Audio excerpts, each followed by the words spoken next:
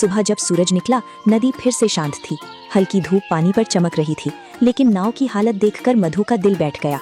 तिरपाल कई जगह से फट चुका था, कुछ सामान भी भीग गया था। बाबा, अगर फिर से तूफान आ गया तो? मधु कुछ पल चुप रहा, फिर उसने नदी की तरफ देखा। उसकी आंखों में अब डर नहीं था, बल्कि एक पक्का फैसला था।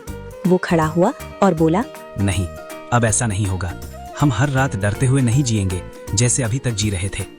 क्या मतलब? तुम क्या कहना चाह रहे हो? मुझे ठीक से समझाओ। अगर हमें यहीं रहना है तो हमें इस नाव को सच में घर बनाना होगा। ऐसा घर जो थोड़ा मजबूत हो, जहां हम बिना डर के रह सकें और हर रात सुकून से सो सकें। सच बाबा? क्या ये सच में हमारा असली घर बन जाएगा, जहाँ से हमें कोई नहीं निकालेगा? हाँ बेटा, अब हम इस नाव पर एक मजबूत घर बनाएंगे। छोटा ही सही, लेकिन ऐसा घर जो हमारा अपना होगा और जिसे कोई हमसे छीन नहीं सकेगा। उस दिन से मधु ने काम शुरू कर दिया। इसे मजबूत बांस लाने लगा, पुरानी लकड़ियां इकट्ठी करने लगा, रस्सियां और तख्ते जुटाने लगा। गौरी भी उसकी मदद कर रही थी। चंदू छोटे छोटे काम करने लगा। गांव के कुछ लोग दूर से खड़े होकर ये सब देख रहे थे। कोई हंस रहा था, कोई हैरान था, लेकिन मधु अब किसी की परवाह नहीं कर रहा था। उसके मन में सिर्फ एक ही बात थी, एक दिन यही नाव हमारा सबसे प्यारा। गौरी उसे देखकर हैरान रह गई। सच में अब ये नाव पहले जैसी नहीं लग रही। इसे देखकर तो सच में लगता है जैसे ये हमारा छोटा सा घर बन गया हो, जहाँ हम तीनों साथ रह सकते हैं। अभी तो बस शुरुआत है गौरी, धीरे धीरे इसे और अच्छा बना देंगे। थोड़ा थोड़ा सामान जोड़ेंगे, इसे मजबूत करेंगे, फिर देखना ये नाव ही हमारा सबसे प्यारा घर बन जाएगी। अम्मा देखो, हमारा घर पानी पर तैर रहा है।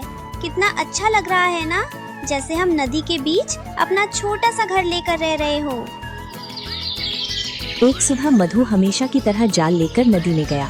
उसने जाल पानी में फेंका और इंतजार करने लगा। कुछ देर बाद उसने जाल खींचा। इस बार जाल भारी था। मधु का दिल जोर से धड़कने लगा। जब जाल बाहर आया तो उसमें बहुत सारी मछलियां फड़फड़ा रही थीं। इतनी मछलियां उसने कई दिनों से एक साथ नहीं देखी थीं।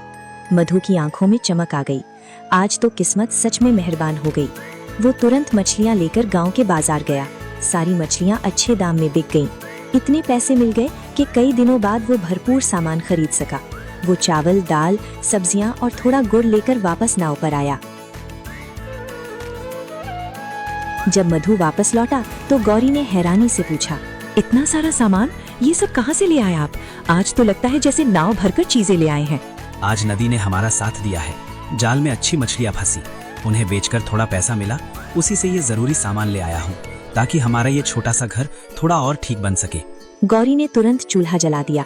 थोड़ी ही देर में नाव में खाने की खुशबू फैल गई। चंदू खुशी से उछलने लगा। मधु ने उसकी तरफ देखा, उसके दिल में सुकून उतर आया। कुछ दिनों बाद गांव में एक अजीब सी बात फैलने लगी। लोग आपस में बात कर रहे थे। सुना तुमने? नदी पर एक मछुआरा अपने पूरे परिवार के साथ नाव में रहता है।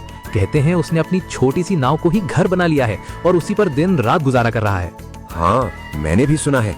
लोग कह रहे थे कि वो आदमी बड़ी मेहनत करता है, दिन में मछलियाँ पकड़ता है और शाम को उसी नाव पर अपने परिवार के साथ रहता है। कई लोग जिज्ञासा में नदी किनारे आने लगे। दूर से खड़े होकर वे उस नाव को देखते। धीरे धीरे मधु का नाव वाला घर पूरे गांव में चर्चा का विषय बन गया। लोग दूर दूर से उसे देखने आने लगे।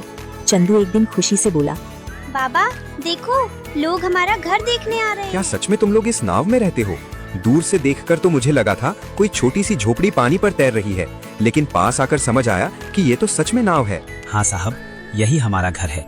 कुछ समय पहले तक